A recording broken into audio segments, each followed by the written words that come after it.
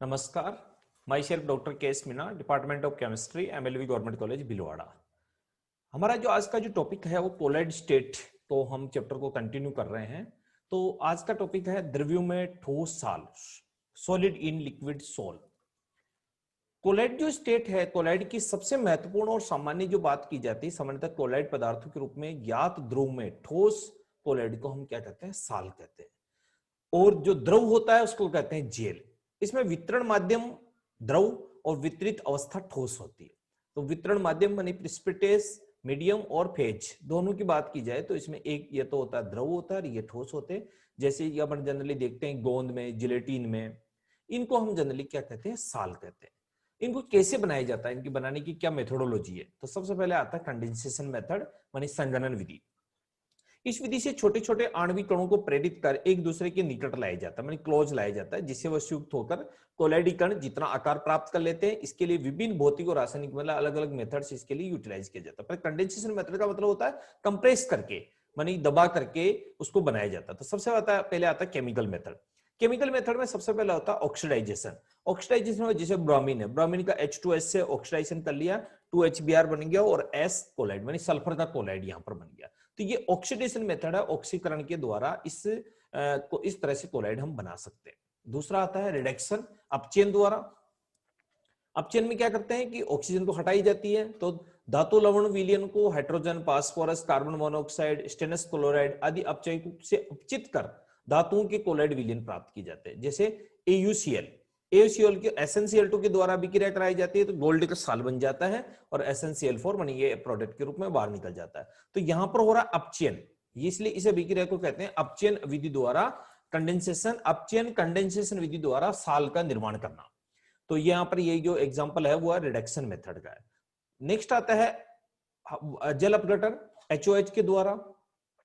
तो बहुत सारी ऐसे हैं जो कंपाउंड है, जैसे FeCl3 है, उसका जल अपघटन किया जाता है तो FeClO4 बन जाता है और क्या बन जाता है? मानी Fe का कोलाइड बन जाता है और HCl बाहर निकल जाता है। इस विधि द्वारा अनेक ऑक्साइड, हाइड्रोक्साइडों के कोलाइड विलयन बनाए जाते हैं। यदि फेरिक विलयन में के विलयन को उसमें अशुद्ध जल में बूंद डालकर उबालते रहते हैं तो किसका कोलाइड बनेगा? या Fe का कोलाइड बनाने के लिए जल अपघटन विधि का उपयोग किया जाता है। देखिए, पहली वाली जो विधि है और रासायनिक विधि, ये सल्फर के कोलाइड बनाने में ऑक्सीकरण मेथड यूज किया जाएगा, ऑक्सीडेशन मेथड यूज किया जाएगा। अपचयन किसके लिए किया जाएगा? गोल्ड के लिए किया जाएगा। जल अपघटन Fe के लिए किया जाएगा। अब हम क्या करते हैं? सॉल्वेंट बदल देंगे। विलायकों को बदलने से जिन विलयनों में प्रायोगिक रूप से उच्च विलेयता रखते हैं उसमें उसे विलय कर देते हैं। इस विलयन को एक ऐसे विलायक में मिलाया जाता है जिससे पदार्थ बहुत कम विलय हो, जिसे प्रायोगिक पदार्थों कोलाइड विलयन बन जाता है। जैसे फिनोप्थलीन, जिलेटिन आदि को एल्काल में विलय कर इन विलयन को जल में मिलाने पर इन पदार्थों की कोलाइड विलयन प्राप्त हो जाते हैं। इसी तरह सल्फर के एल्कोहल में बने संतृप्त विलयन, सैचुरेटेड सॉल्यूशन को पानी में मिलाने पर भी गंधक मानी सल्फर का अवस्था में आ जाता है, मानी सल्फर का कोलाइड इसको बना ले जाए। इसमें मानी क्या करेंगे हम? इसका सॉल्वेंट बदल देंगे, सॉल्वेंट बदल के काम कर सकते हैं। प्रक्षेपण विधि मानी डिस्पर्सन मेथड। इस विधि में पदार्थ, पहला हमारा केमिकल मेथड है, दूसरा डिस्पर्सन मेथड में की बात की जाती है। इस विधि में पदार्थों के स्थूल कणों माने बड़े कणों को प्रक्षेपण माध्यम और उचित स्थायीकरण की उपस्थिति में निम्न विधि द्वारा कोलाइडी कणों में अपघटित कर दिया जाता है। सबसे पहले आता है मैकेनिकल डिस्पर्सन, यांत्रिक प्रक्षेपण, मानी यांत्रिक विधि द्वारा कैसे बना सकते हैं? तो वितरण में वितरित किए जाने वाले पदार्थ को सामान्य विधि द्वारा बारीक चूर्ण में प्राप्त कर लिया, मानी बारीक पीस लेते हैं। इसे वितरण माध्यम में निलंबित कर मानी कर कोलाइडी आकार का बना लेते हैं। इस निलंबन को कोलाइडी चक्की में से गुजारा जाता है, मानी बिल्कुल बारीक पीस लेते हैं। इस चक्की में धातु के दो पार्टों के बीच में उसकी घर्षण होता है, घर्षण होने से वो पिस जाता है। पिसने की वजह से क्या हो जाता है? जैसे ये घूमने वाली चक्की है, धातु की चक्री, इसे घूमते घूमते लास्ट में जो हमें मिलेगा वो कोलाइड कण। इन पार्टों के बीच में गुजरने पर निलंबन कण कोलाइडी आकार के कणों में टूट जाते हैं तथा विलायक से मिलकर कोलाइडी अवस्था में आ जाते हैं। नेक्स्ट आता है इलेक्ट्रिक डिस्पर्सन मानी विद्युत प्रक्षेपण। इसे ब्रेकिटार्ड मेथड भी कहते हैं, जो अपने पिछले लेक्चर में डिस्कस किया था। इस विधि द्वारा धातुओं की कोलाइड, जब भी मेटल का कोई कोलाइड बनाना होता है आपको, तो इलेक्ट्रिक डिस्पर्सन काम में लेते हैं।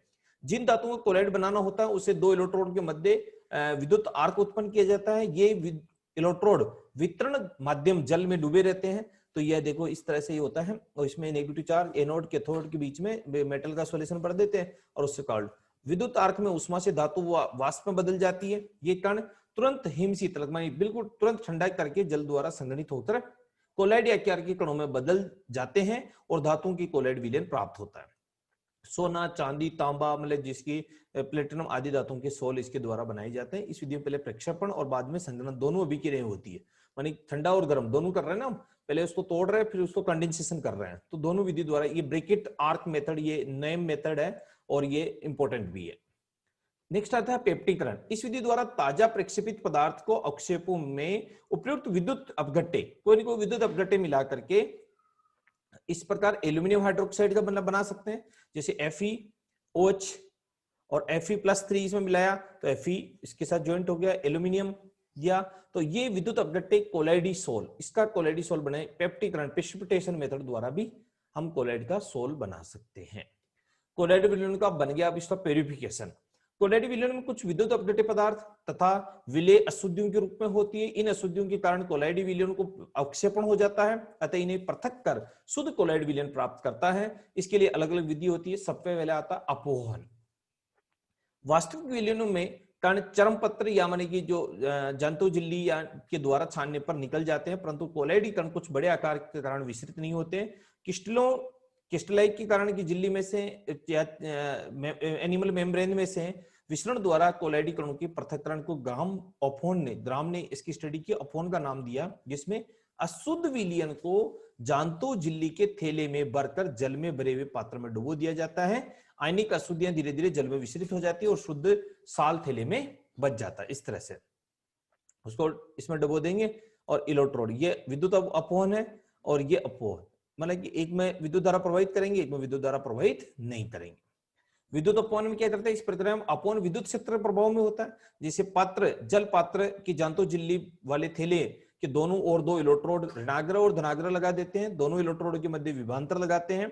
थैले में भरे कोलाइडी विलयन में उपस्थित आयन विपरीत आवेशित आयनों की ओर तेजी से गमन करते हैं। इसे विद्युत अपोहन कहते हैं। माने अपोहन की विधि अगर इलेक्ट्रिक फील्ड के प्रभाव में करवाई जाती है तो उसे विद्युत अपोहन कहते हैं। यह कहते हैं अति सूक्ष्म निस्पंदन, बहुत बारीक से छानना।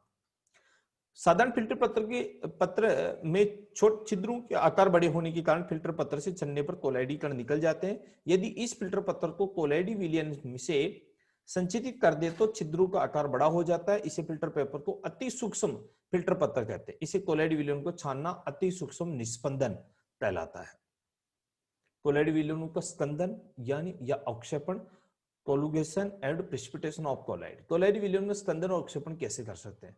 किसी विधि द्वारा कोलाइडी कणों को विद्युत आवेश को समाप्त कर देते हो, कणों के मध्य प्रतिकर्षण बल समाप्त हो जाता है। कोलाइडी कण एक दूसरे के समीप आकर अवक्षेपण हो जाते हैं। गुरुत्वाकर्षण बल के कारण पेंदे में, पात्र के पेंदे में बैठ जाएंगे।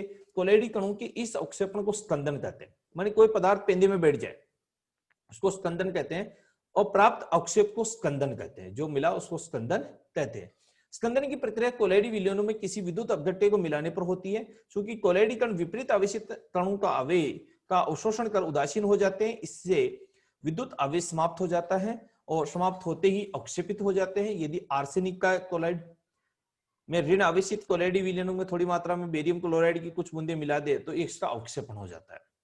बेरियम आर्सेनिक सल्फाइड के साथ बेरियम क्लोराइड के द्वारा इस तरह से बनाया जा सकता है। इसी तरह Fe बनाया जा सकता है, बेरियम का उदासीन हो जाएगा, इसके पास आकर बड़े समुच्चय के अवक्षेपित हो जाता है। इस प्रकार धन आवेशित कोलाइडी विलयन जैसे FeOH का थ्राइस साल को धन आवेशित होता है और ऋणायन जैसे क्लोराइड, सल्फेट, फॉस्फेट आदि द्वारा स्कंदित हो जाता है। किसी विद्युत अपघट्य द्वारा किसी कोलाइडी विलयन का स्कंदन विलयन की प्रकृति पर निर्भर करता है। द्रव से नहीं कोलाइड का स्कंदन विद्युत अपघट्य की अधिक मात्रा मिलाने पर कठिनता से होता है, जबकि द्रव विरोधी कोलाइड का विद्युत अपघट्य की अल्प मात्रा मिलाने पर भी स्कंदन हो जाता है। यदि दो विपरीत आवेश वाले कोलाइड विलयनों को परस्पर मिलाने पर भी स्कंदन हो जाता है। कई बार आवेश उपरांत दो को अलग अलग को मिला दिया तो भी हो जाएगा, क्योंकि दोनों में उपस्थित विपरीत आवेशित कोलाइड कणों को उदासीन कर देते हैं, जो पारस्परिक स्कंदन कहते हैं। उसको पारस्परिक स्कंदन, उदाहरण के आर्सेनिक सल्फाइड और फेरिक हाइड्रोक्साइड दोनों को मिलाने पर स्कंदन हो जाएगा। दोनों को किसी कोई मैकेनिकल मेथड की इसमें जरूरत नहीं है। हार्डी और सूज का नियम क्या है? कोलाइडी विलयनों का स्कंदन उसमें मिलाए जाने वाले विद्युत अपघट्य के आयनों के आवेशों द्वारा होता है, माने आवेश के ऊपर निर्भर करता है। यदि किसी धनायन तथा ऋणायन की अवक्षेपण क्षमता इसके ऊपर उपस्थित आवेश की संख्या तथा उसकी संयोजकता पर निर्भर करती है। जो आवेश और संयोजकता बढ़ने पर बढ़ती जाती है। इस संबंध में होल्डिसूज का नियम क्या है कि किसी आयन पर विपरीत आवेशी प्रक्षेपित प्रवस्था पर अवक्षेपणकारी प्रभाव उस आयन की संयोजकता पर निर्भर करता है। अर्थात जिस सक्रिय आयन की संयोजकता जितनी अधिक होती है वो उतनी अधिक उसकी अवक्षेपण की क्षमता होती है। ज्यादा पावरफुल होगा वो जल्दी अवक्षेपण करेगा। दूसरे शब्दों में किसी कोलाइड को निश्चित मात्रा में स्कंदित करने वाले विद्युत अपघट्य की मात्रा कोलाइड कण के विपरीत आवेश युक्त आयन की संयोजकता पर निर्भर करती है। अतः ऋण आवेशी कोलाइड कण को धनावेशी द्वारा स्कंदित करने पर सामर्थ्य स्ट्रेंथ का ऑर्डर ये होगा aluminium greater less than barium less than sodium. इसमें 1 प्लस आवेश 1 है, इसमें प्लस आवेश 2 है, इसमें प्लस आवेश 3। इस तरह ऋण आवेश में बात करें तो उल्टा होगा। ऋण आवेश में सबसे ज्यादा जो एक आवेश क्लोराइड है वो सबसे लोएस्ट, फिर इसके बाद में ये आइस्ट सल्फेट, फिर फास्फेट, फिर FeCN साइनाइड। दूध में फिटकरी डालकर पनीर बनाने की प्रक्रिया इसी सिद्धांत पर आधारित है। जो पनीर बनाया जाता है जिसमें फिटकरी माल देते तो विपरीत आवेश के कारण दूध को फट जाता है। कोलाइड विलयन का स्कंदन जब तक नहीं हो पाता तब तक कि विद्युत अपघट्य की न्यूनतम मात्रा नहीं पहुंच जाती। विद्युत अपघट्य की मिलीमोल प्रति लीटर में न्यूनतम सांद्रता जो किसी कोलाइड विलयनों के अवक्षेपण के लिए आवश्यक होती है उसे विद्युत अपघट्य की वर्णात्मक मान, इसको स्वर्णांक संख्या भी कहते हैं, स्कंदन मान भी कहा जाता है। यदि किसी विद्युत अपघट्य का स्कंदन मान जितना कम होगा वह स्कंदन करने में उतनी ही प्रभावकारी होगा, जिसको हम अलग अलग तरह से हम देख सकते हैं। तो उसको कहा जाता है कि रक्षण कोलाइड या प्रोटेक्शन या गोल्डन नंबर के द्वारा रिप्रेजेंट करते हैं। जैसे यदि किसी द्रव विरोधी कोलाइड में किसी द्रव स्नेही कोलाइड को थोड़ी सी मात्रा मिला दी जाए तो द्रव विरोधी कोलाइड को स्थायित्व में वृद्धि हो जाती है, जिसका मूल कारण यह होता है कि उसमें द्रव विरोधी कोलाइडी कणों के चारों ओर अधिशोष्य द्वारा एक विद्युत स्नेही यानी द्रव स्नेही कोलाइडी कणों का एक परीक्षित परत बन जाती है जिसे आसानी से प्रक्षेपण नहीं हो पाता है। इस प्रकार से द्रव स्नेही कोलाइड को रक्षी कोलाइड भी कहते हैं। यदि किसी द्रव स्नेही कोलाइड को रक्षित करने की क्षमता को स्वर्णांक नंबर गोल्डन नंबर भी कहा जाता है। स्वर्णांक नंबर को निम्न परिभाषा दे सकते हैं।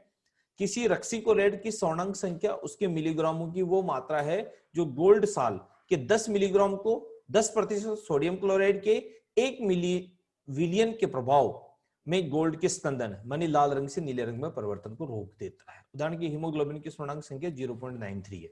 इसका तात्पर्य यह हुआ कि यदि गोल्ड साल में 10 मिली में 0.93 मिलीग्राम हीमोग्लोबिन मिला हुआ है तो 1 मिली 10% NaCl के विलयन द्वारा अवक्षेपित नहीं होता है।